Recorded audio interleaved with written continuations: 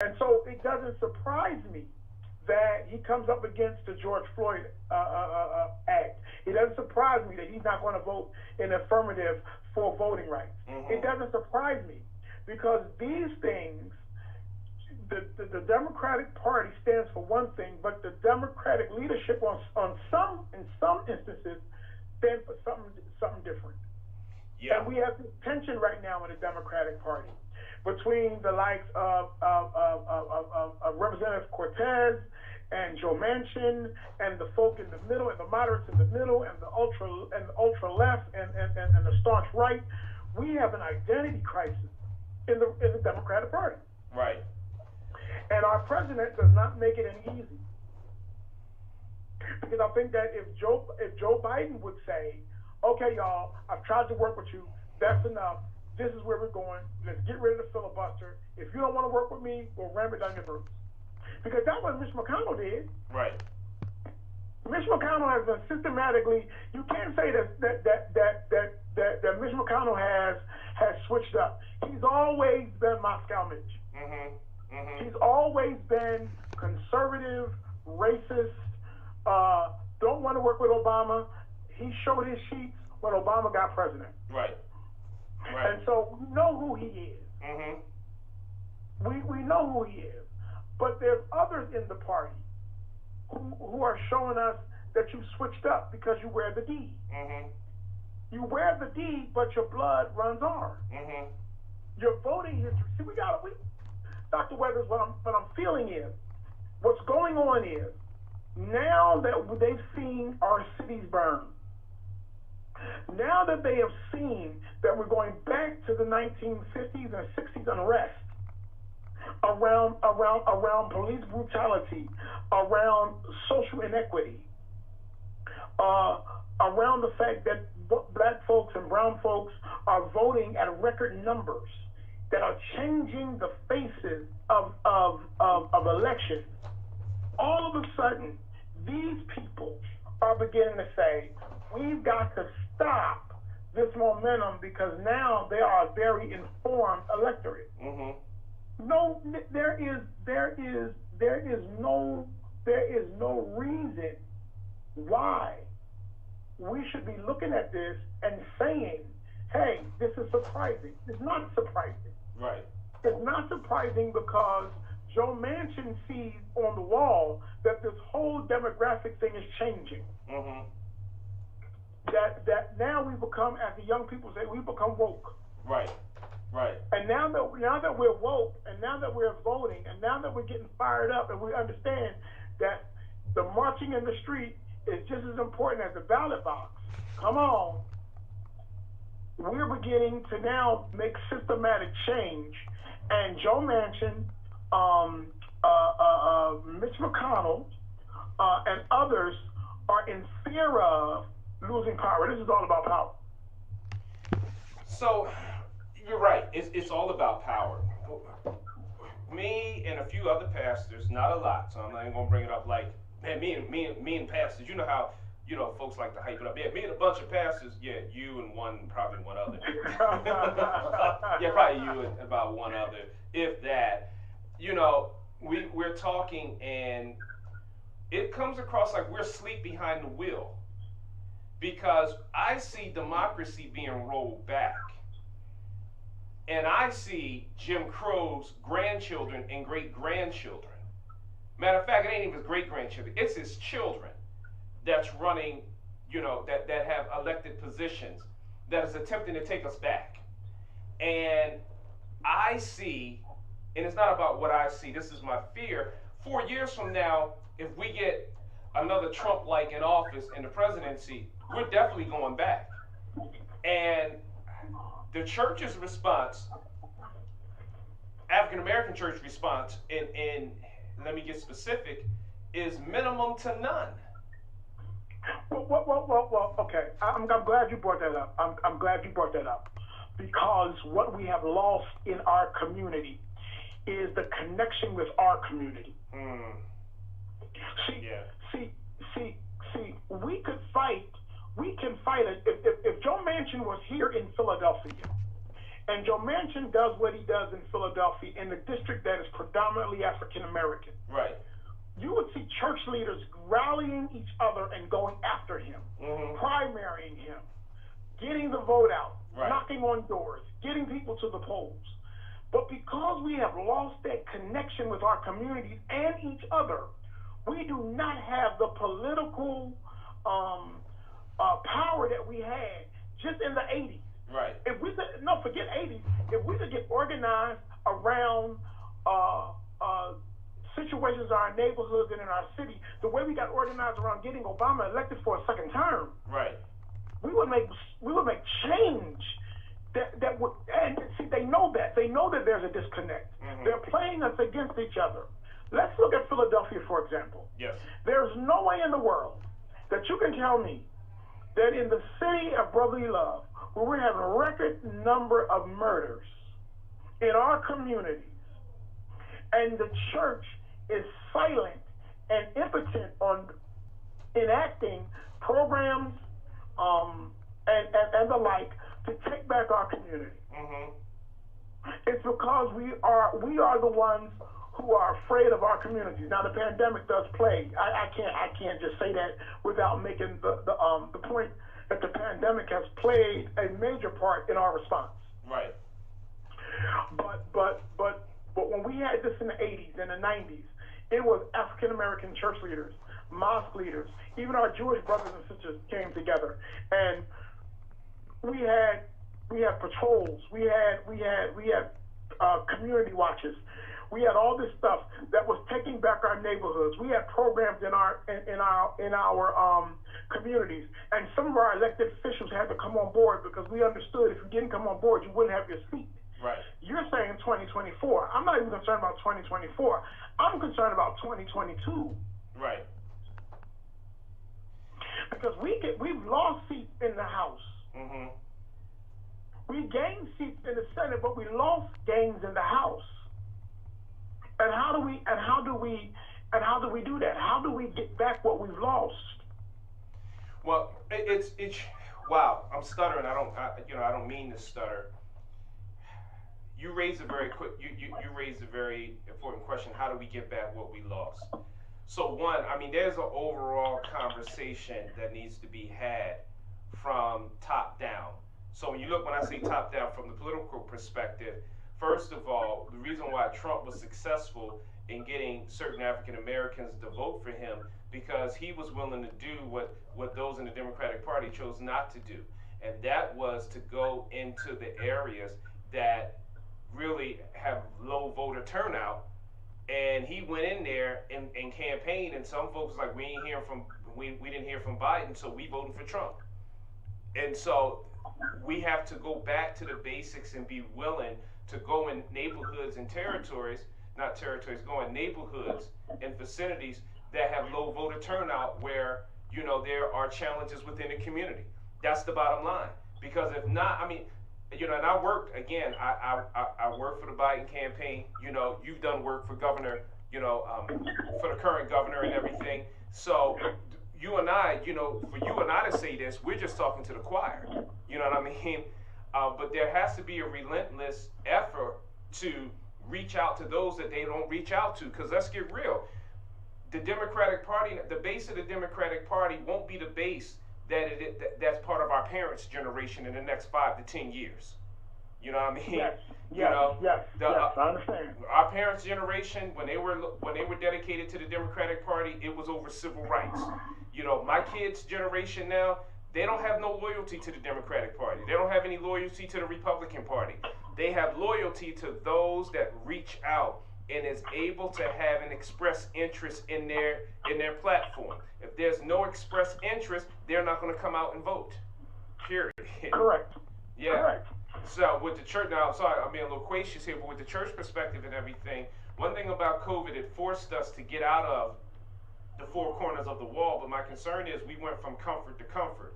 1 minute we got comfortable with the four corners of the wall, now we're getting comfortable with bedside Baptist church, bathrobe Presbyterian church, house slippers, Church of God in Christ, ham sandwich, United Methodist Church. You got me. But if I may say something, I'm going to get back to Joe Manchin and them real quickly. Sure. Is the fact that the Republican Party has done a great job in using the technology. Yeah. Where the Democratic Party is looking for, I hate to say this, non-technological churches who don't have a bit of technology, and they're looking to them to reach the younger generation that's not even in their daggone church, in their building. Mm-hmm. Yeah. I mean, straight on that. I mean, let's be straight. I really hate to say it, but I gotta say it the way I feel it. Listen, man, we have lost a generation. We have lost a generation of or two of folk in our churches because we do not speak the language.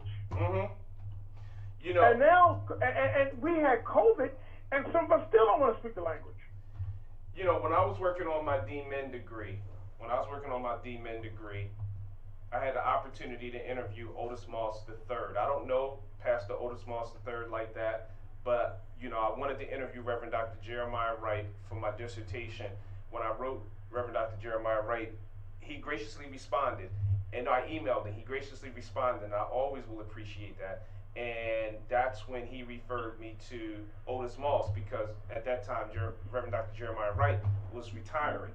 And so, what happened at that time when I interviewed Pastor Otis Moss III, Otis Moss said, Reverend Otis Moss III said to me, he said, every church must re-examine their language every 10 years. I'll never forget that. He told me in 2008. He says, because the language that was spoke in the 50s is not the language that's spoke in the 60s. It's not what's spoke in the 70s, not what's spoke in the 80s. And if we don't understand the language, then there's no way we can do ministry. He says we must reevaluate the language every 10 years.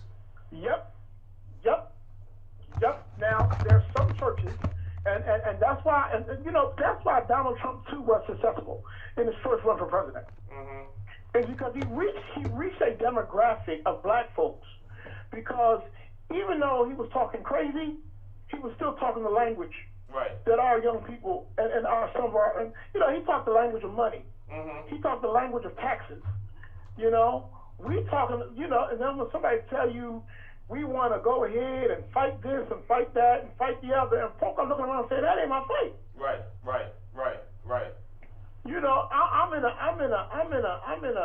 I'm in a different category, and you want to fight a 60-year-old battle, and you want to talk about Martin Luther King. Martin Luther King is a history book figure to me, and I don't know nothing about Martin Luther King. Mm-hmm. You know what I'm saying?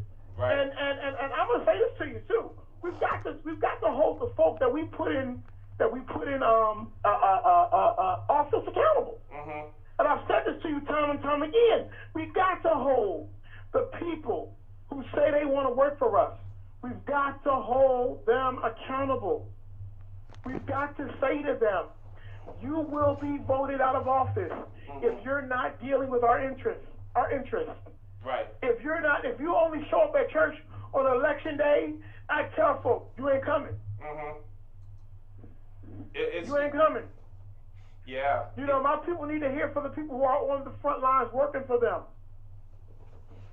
Yeah. That's why I think talking about politics, if Mitch McConnell wants to come to Tennessee Temple and he wants to talk to my folks, sure. But guess what? We're gonna hold you accountable for what you haven't done. You understand what I'm saying? If he was representing, us. So as I see it, to say to you is, listen, I'm not surprised at what Mitch McConnell's doing. Mm-hmm. You're right. This is Jim Crow's children. Mm-hmm. This is Jim Crow's grandchildren. I got news for you. They've already met Malcolm X's children and grandchildren. Mm-hmm. Okay? They're looking for the Martin Luther Kings, and they're finding the Malcolm X's. Wow. They're finding the people who are saying, we will burn this sucker down. Now, I'm not advocating that. No. I'm not advocating that. But did you realize that we've watched countless of people die at the hands of police? But it took the uprising with the George Floyd for us to get something moving to do criminal justice reform. Wow. You understand what I'm saying? We Uh-huh. spoke the language of, listen, you will economically perish. When you start talking money and start talking about how you're going to stop, the earning potential of white folks, oh yeah, they'll change. Wow. They'll change. They will change in a minute because they understand the economics. Wow. And see, the reason why they're coming up against the George Floyd Act right now is because everything's calm, Dr. Weathers. Everything's calm. Yeah. They thought that Derek Chauvin getting convicted would be that which would calm the cities. Do you hear me? Mm-hmm. We're calm. We're not at, and George Floyd is dead and buried, and everybody's silent, and everybody's quiet, and so we don't have to give them. But they also learned this lesson. Hey, look at what happened at the last election. Mm-hmm. At the last election, Donald Trump's election, he lost by a landslide. Right. Then you had the January 6th riots. I'm sorry, unrest. Remember, white people have unrest. We have riots. Yeah. Okay. They don't call out tanks on white folks. Mm-hmm. But then all of a sudden, when it was brought to the fact that all of a sudden, this will mean that we have to hold people accountable. So they're not going to do anything with the January 6th stuff. Right. They don't want that investigated. Because if it really gets investigated, they're going to find out that more of them were in with the unrest. They know it. Joe Manchin, he doesn't want voting rights. Because that means that if he does voting rights, he can get voted out. Mm-hmm. Making it harder for people to exercise their right to vote. Yeah, it's Pastor Johnson. It's crazy. I'm looking at the Brennan Center, right? And there's an article that was written on June 8, 2021. It says, "For millions, freedom to vote depends on Manchin." In an op-ed Sunday, Joe Manchin of West Virginia made it clear he will vote against S1 for the People Act. His reasoning was twofold. He believes the bill, which passed the House in March, is partisan. He believes that the John Lewis Voting Rights Advancement Act is the better bill to protect voting rights in the United States. Here's the problem I have with this. And I'm festering up some words right now. So you're gonna have the audacity to say that you're voting against for the People's Act because it's partisan, but you ain't say anything about these states that are passing voter suppression laws to stop black and brown people from voting, which is definitely radically partisan. What's your thought about that, man? Well, you got to understand something. S1 will go and put in provisions that will stop states. When the Supreme Court decided that it was not going to uphold the Voting Rights Act of 1963 or wherever it was, I'm sorry, and they were saying that the time for the Voting Rights Act is over because everybody has the right to vote. Right. And we had some misguided folk who were saying, yeah, they're right, and now we're back at this point. Mm-hmm. Just because something is constitutionally a right doesn't mean that states can't make it hard for you to exercise your constitutional right. Mm-hmm. And in this bill, and this is what Democrats have got to stop. We've got to stop layering other stuff in bills. Make the bill simple. Yeah. Don't add in there roads, bridges, and everything else, all your little pet projects. Make it what it is. Make it the bill. If it's a voting rights bill, make it cut and dried. I don't need 680 pages. Right. And see what you gave. They gave Joe Manchin this thing because they added a whole bunch of superfluous things in the bill. Mm-hmm. And so just make it simple. Make it simple. Say, listen, we want this, and this.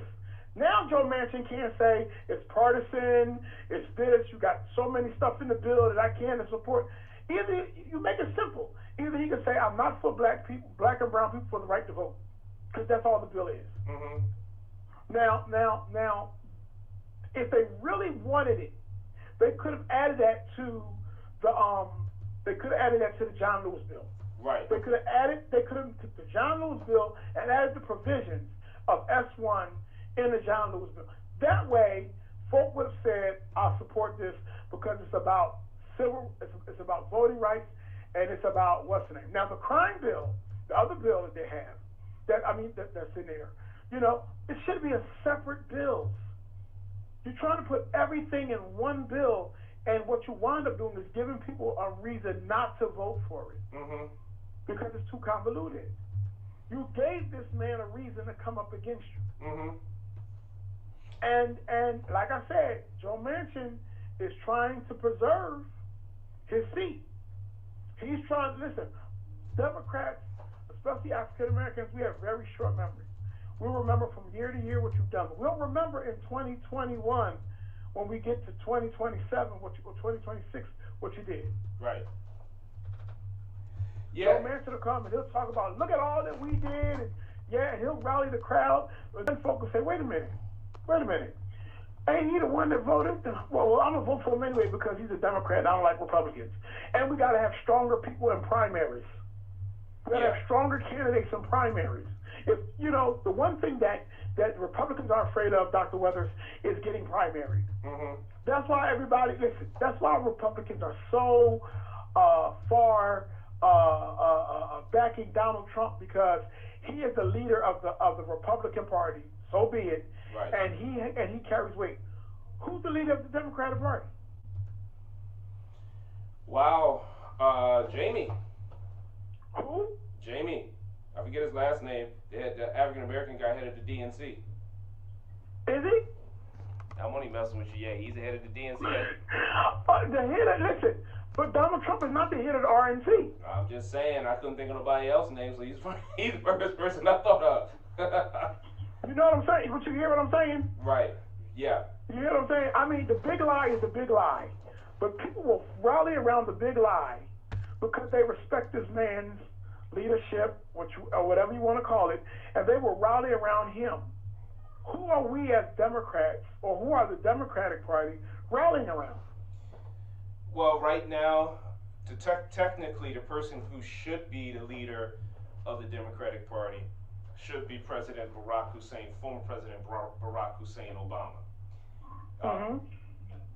Bill Clinton was former President Bill Clinton, but when his wife lost, he lost. So he has no influence right now.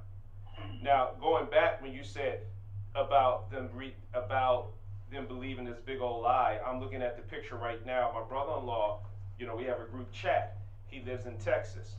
There's a person driving a big Mack truck, and on the Mack truck, it said Trump won. I'm reading it verbatim. Democrats cheated. This is a Mack truck that they're driving around Texas that said Trump won, Democrats cheated. The lie. The lie. So going back to Manchin here, I'm going to jump to McConnell. Manchin basically, he's not supporting the For the People's Act. A person who wrote this article said he's wrong in the first instance and partially correct in the second. Says Manchin is correct that the VRAA is vitally important legislation. It would restore the full protection of the Voting Rights Act of 1965, whose most powerful provisions the Supreme Court gutted in the infamous Shelby County versus Holder decision in 2013. If passed, the VRAA would once again make certain jurisdictions, primarily in the South, but also in states like New York, get permission from the Justice Department on federal courts before changing their voting rules. Says between 1998 and 2013, the law blocked 87 jurisdictions from changing their voting rules in a discriminatory manner through this process known as preclearance. In other words, it did well. The problem, however, is that the VRAA only blocks jurisdictions from changing voting rules before they go into effect. But as our new report revealed, 14 states have already enacted 22 laws this year that restricts people's access to the ballot box. It's almost certain that recent discriminatory laws passed in Arizona, Florida, and Georgia would have never made it past preclearance. Wow. Man, Pastor John, there's so much to talk about, not enough time to talk about it. That we got like 25 minutes left. Before I get to Mitch McConnell, let me say this, and I said this to Reverend Weathers, Benita last night. This is the time we gotta man up and woman up in March. You know what I mean? This is the time where we got to go to Washington, D.C. and have civil rights, nonviolent protests. You got me? And demand that we have the right to vote. We can't sit back and just keep our mouths shut. We can't sit back and be either virtually in the house or in the building. We can't sit back on this one. And right now, it's just like everybody's like doing their thing, but nobody's coming together. Maybe I'm wrong for saying this. It comes across that we are not coming together to address this. And man, this cancer is metastasizing. And by the time we do come together, the body's already going to be dead. Well, you're right. But let me say, but you're right. But let me say this to you. All of this happens because we as African Americans work in our silos. Yes. Yes. And we don't vote in primary elections. If we start voting in primary elections, if we start changing legislatures, now, I hate to say this, but if we stress the right to vote like we do every 4 years, you understand what I'm saying? Every 2 years, then we would find that we could have a better outcome for folk who work for us. But we don't vote. We don't vote. We don't vote locally, really, unless it's a mayor or something like that. But look at Pennsylvania. Our state legislature is predominantly Republican, and we've passed some stuff because we don't vote. And see, they're saying, what is the reason to give them the right if they're not going to exercise it? You know, this was not just about the 4 years, the 4-year vote for president. They're also looking that they can keep their legislatures and other people in office to have power, to make laws that are against black and brown folk. And voting leads to economic opportunities. Don't think this is just about skirting African Americans and brown folk and poor folk for getting the right to vote. It's also a form of economic power. Right. And we don't even understand that. And something else is lost in this too. Gerrymandering is lost in this. The gerrymandering of our districts. You know, when I served on the committee from the governor's office on gerrymandering, we found out that the gerrymandering laws and the way that they did it disenfranchised young folk. Wow. They had no confidence in the system. And so when you ostracize or disenfranchise the next generation, both black and white and Hispanic, then and cause confusion, then you get the reigning folk in power to stay in power, which means that they have absolute power, which will corrupt absolutely. And that's why you have somebody. How long has Mitch McConnell been in the Senate? Since Adam was in the Garden of Eden. Okay. Why? Why has he been constantly in the Senate? Because they keep voting him in. And why do they keep voting him in? Because he speaks the language. Yeah. And as much as you may dislike him, the last time he ran, he didn't even work up a sweat. Say that again. I'm sorry. The last time he ran for re-election, he did not work up a sweat. No, because and she wasn't going to win. They had somebody that ran against him, and it was a Democratic female candidate, and I knew that she wasn't going to win. Not because I don't have anything against women running, but she was in a social location where I don't believe that they would have embraced her because she was a woman. Period. Exactly. Which is sad. Exactly. It's sad. Mm-hmm. It's sad. And that's not a strike against gender or anything. It's just that some people can't look at the person's talent and qualifications. They rather discount them because of either race or gender. Now, I'm gonna tell you something that should really open everybody's eyes. Stacey Abrams. Yes. When she ran for governor, and the way that they gerrymandered and the way that they fixed that election. You want to talk about a steal? Yeah. And there was no outrage of that, really.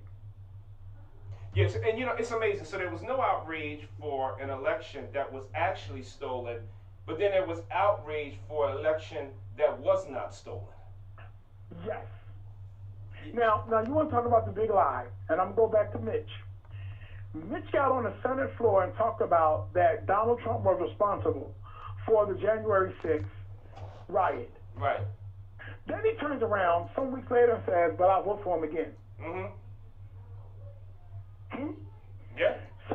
So if you believe that this man was responsible for the January 6th riot, and you believe that he was not fit to be president then, what makes him fit to be president now? Your voters. Positions and power. Exactly. Right. He knows that the good folk will vote for him as long as he stays with the man who they perceive to be the rightful president of the United States of America. Yeah, and speaking about Mitch, Newsweek reports the following. It says, Mitch McConnell comes out against unnecessary John Lewis voting rights. Republican leader Mitch McConnell voiced opposition to the John Lewis Voting Rights Advancement Act on Tuesday, calling it unnecessary. Here's what he said. There's no threat to the voting rights laws. It's against the law to discriminate in voting on the basis of race already, and so I think it's unnecessary, McConnell said during a press conference. The Senate Minority Leader also argued that the bill would give the Justice Department too much power over the states when it comes to determining voting and election systems. That sounds to me like Jim Crow. Well, here's what you got to understand. Mitch McConnell has told you in what he said is, we want the states to have the right to say so about their Voting Rights Act. States' rights. And we're going to gerrymander the legislatures to keep the status quo now that is running our legislatures. So we want to keep that status quo there, because when we keep the status quo, we keep the power that we have as Republicans. And as long as we can keep the majority in our state legislatures, we can still have the same biased, racist rules and laws that we can make because we're state run. Now I got news for you. I have a feeling that when we challenge these things coming to the Supreme Court, that there may be some changes. You think? With that conservative? I think so. With the conservative Supreme Court we have? Well, let me tell you why I say that. Some of the rulings that they have made have surprised me, being a conservative court. And I don't think John Roberts is as enamored with the Republican Party as everybody thinks he is. I'm in agreement there. There's been a couple of times where he's totally shocked me. And the lady who just got on, I forget her name. She has shocked me by being on some of the dissenting decisions and has sided with the more moderate people of the court to say, listen, I disagree with this. And so I think that John Roberts and others are saying, listen, this is not going to be what we're going to do around the Voting Rights Act. This is not what we should be doing. We should be protecting people's right to vote, and this, that, and the third. And I think there might be some shock, not too much shocks, right, but we'll be shocked at the way that the court is turning a little bit more moderate rather than just strict conservative. Wow. And I think people are taking their nod from John Roberts, the Chief Justice. That's going to be interesting. That's definitely going to be interesting how the Supreme Court is going to play this out. whatever comes to them per se. I think Trump messed it up for for John Roberts to take the stand that he's taking, because John Roberts, I believe, see democracy at stake. Brett Kavanaugh, Yeah. I don't, yeah. Brett Kavanaugh should have never got on the Supreme Court. That's a whole nother subject right there. Well, we know why he got on the Supreme Court. Yeah. He got on the Supreme Court because Republican has power. Lindsey Graham said something a while back that really stuck with me and has always has. He says elections have consequences. That's what he said. Elections have consequences. And when you don't do right to get the folk in you need to get in, this is why you have consequences where governors and Republican state legislatures can curtail voting rights. Mm-hmm. Because that's a consequence of us not voting. That's a consequence of us saying, oh, we got the right, so they ain't going to take it from us. They haven't taken it from you. They just made it harder for you to exercise the right. Right. Nobody say you don't got the right to vote, but you're right. We're back at the times of Captain Jelly Beans in the jar. Mm-hmm. I mean, you got Texas, and they're telling you in Texas, you can't give water to people if they allow to vote. You got another legislature that's saying you can't have no more than 5 people bringing you to the polls. Come on, man. Yeah. Because they know what happened. They know what happened. They know church buses was rolling up and they was dropping people off. Mm-hmm. Remember motor voter? Remember Yeah. when they wanted you to have an ID to vote? Remember Donald Trump said, oh, we had about 5,000 dead people voting. And then they said there was no election fraud. Right. And then you had Republicans coming out and saying, even in Mitch McConnell's district, saying there was no voter fraud. Yeah. And what kills me is not the people who are screaming there is election fraud. What scares me is the amount of Democrats who are not coming out and saying it was a free and fair election. Now, I want to go back to something that I came across, that I'm looking at on the internet, that is, and I'm sorry sorry for the stuttering for the short time that we have here. Got about 5 minutes left. But there was an article that I came across in regards to Joe Manchin. And that article basically said that Joe Manchin, here it is right here. This is on the Daily Beast, to be exact. Mm-hmm. That was actually reported today, was updated today at 11:28. It says Democratic senators hiding behind Joe Manchin. Says it was March 5th, right before the Senate's doomed vote to raise minimum wage to $15, and as usual, Joe Manchin was the center of attention. But there was no need for the reporters to swarm West Virginia moderate. He's not really moderate. I call him conservative. On that day, he was far from the only Democrat who'd give the thumbs down to a progressive priority. 7 other Democratic senators would vote the same way and draw far less recognition or criticism.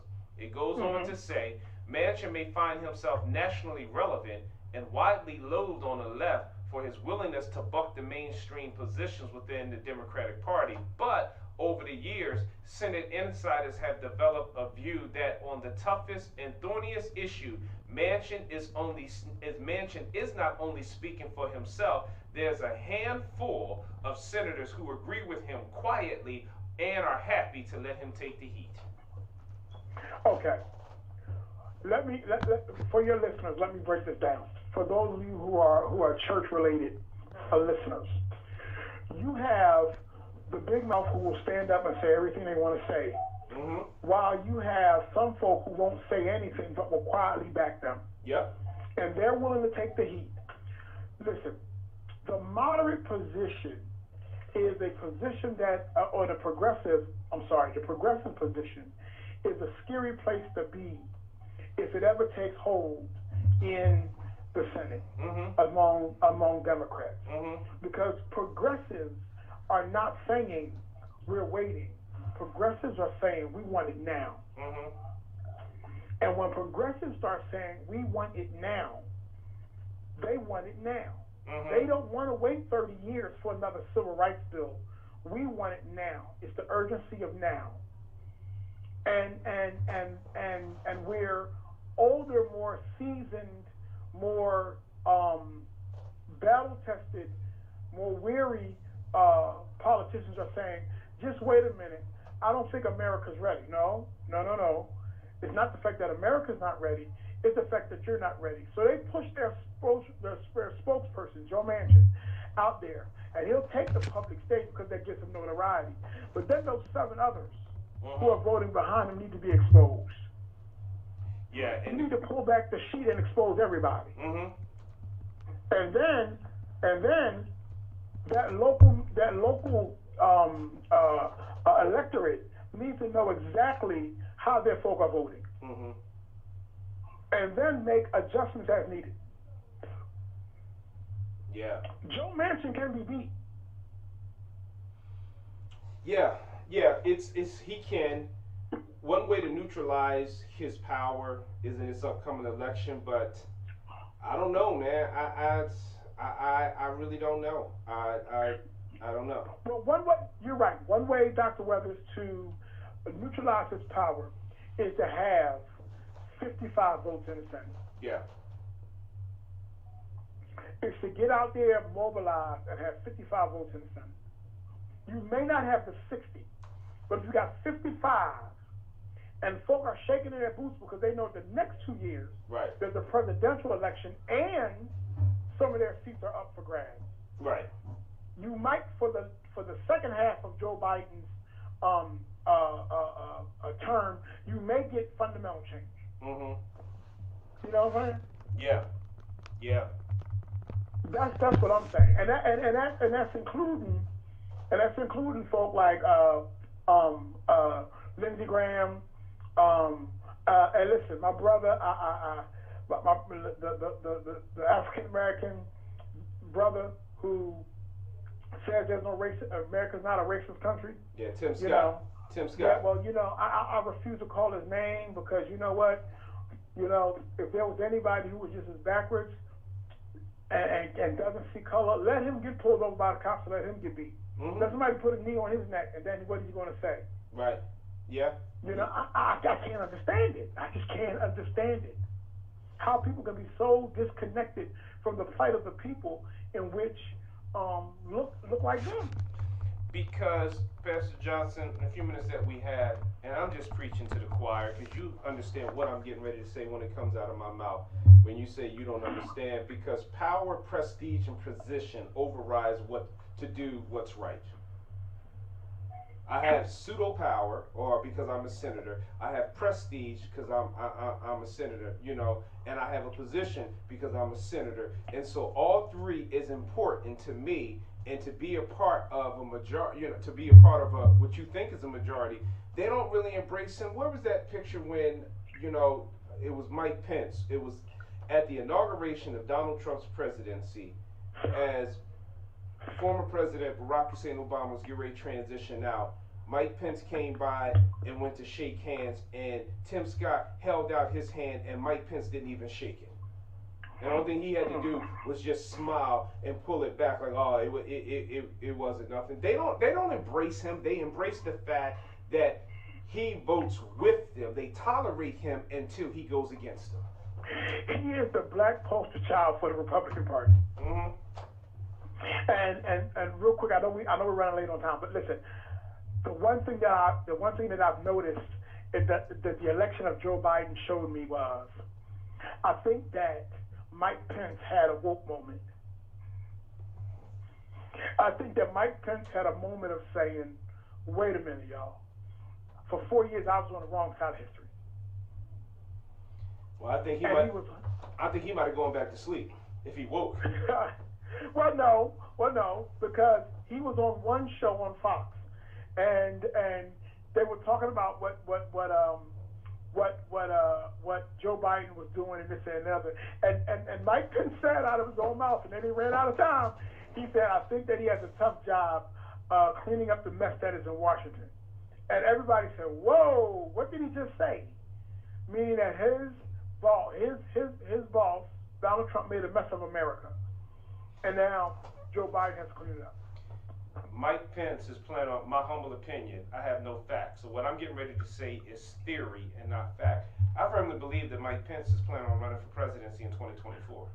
So he has to do he has to say these things now as he gets ready to set the landscape for his for him to get ready to run for president. And I hope he runs, because if he runs, he'll lose. Because Republicans will remember that Donald Trump said that he is not to be trusted. Mm-hmm. They were looking to kill Mike Pence after the insurrection. Yes, they were. Yes, and they guess were. what? And guess what? He was shaking in his boots because his Donald Trump sicked the crowd on him. Yeah. Let's call it for, I'm sorry for cutting you off. Let's call it for what it is. He sent the lynch mob. He sure did. Amen. That's what it was. Amen. It was a lynch mob. Yes. Because that's what it was. The spirit that was in that crowd is the same spirit that was in the crowd that got Emmett Till. It's the same spirit that was in the crowd that basically, created the massacre of Black Wall Street in Oklahoma. In Oklahoma, the same crowd that created, the Pettus Bridge. Yep. And Rosewood, Florida, Rosewood Community, Florida as well. That's right. That was a lynch mob. That's what it was. That's what it was. Yeah, because that's what lynch mobs do in our history. That's what lynch mobs do. They come, they attack, they hold a noose so that they can hang you. It was a lynch mob. Period. That's what it was. That's what it was. 21st century lynch mob. That's what it was. But if the lynch mob, or whatever you want to call it, had been people of color, it would have been running red in the street. Yeah. And again, that's the second time, because the first time the lynch mob came was in Charlottesville, Virginia, when they said Jews will not replace us, and nothing was done. And now we had the lynch mob that ran up the Capitol steps, and right now, nothing was done. Nothing. Not a thing. Exactly. Not a thing. Are you surprised? No. Are you surprised? No. Are you surprised? But let an African American get killed by a person in blue, and they want to bring out the National Guard to patrol our streets. Right. So that's good. That's good. My brother, I'm gonna tell you something. I appreciate you for having this forum and this time to educate folk about why we need to get out and vote, and why we need to be politically woke, and why we need to come out and ask person questions and test folk, because that's the only way stuff is gonna change in America, right here in Philadelphia, in Abington, wherever we find ourselves. We have got to be politically woke for our Black and brown and our Asian communities to come together and vote our own best interests. Well, brother, I thank you for coming on. This is my second stab at this. We were, on at 1 o'clock, and interviewed Shalon Rogers of Think It's a Game Records in Atlanta, Georgia. COO that is, work with YF and Lucci. Well, I'm sorry, I didn't mess up the guy's name. YF Lucci. I'm sorry, YF Lucci and various other hip hop artists. And then we have you on today, talking about what's going on. So we're getting ready to unplug this conversation so we can plug back in next week. Hey, bro, we definitely get together, all right? All right, I'm down with it. All right, and to all my listeners, thank you for listening to Conversation Unplugged. We're going to now unplug this conversation as we prepare to plug back in 7 days from now if God put breath within our bodies. So whatever you do, just inhale, exhale. Enjoy when you inhale and enjoy when you exhale, because there's going to come a point when you inhale, you might not exhale. When you exhale, you might not inhale. So inhale and exhale and enjoy it, because there's a time that you may not have that opportunity to do it again. So take care and God bless. This is Reverend Dr. Wayne and Weather signing off on Conversation Unplugged. Take care and be blessed.